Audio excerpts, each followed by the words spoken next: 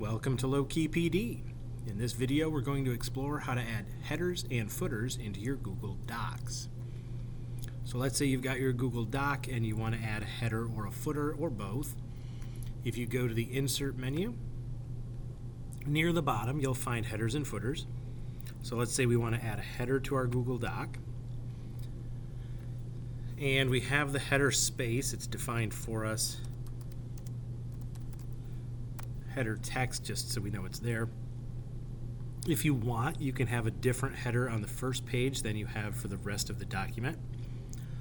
Also, you can add page numbers to the header.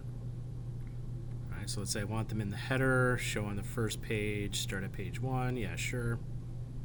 All right, so now I have page numbers on there. If I want, I can highlight this and then push that page number all the way to the right. Just use right formatting.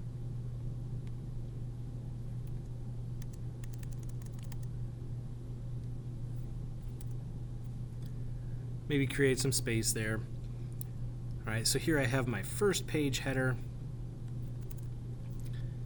And then you'll notice that because it's a first page header only and it's going to be different for subsequent pages, I can have a header on the next page and edit that to be something different. All right, so it's got my page number 2. Okay, it's different from the first one, which is supposed to be the same.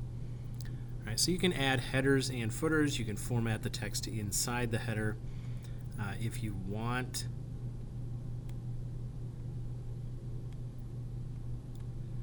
You can go to header format, define the spacing for your headers, half-inch margins, half-inch for the footer. I do have different first page selected, but you can also select to have different headers on odd and even pages.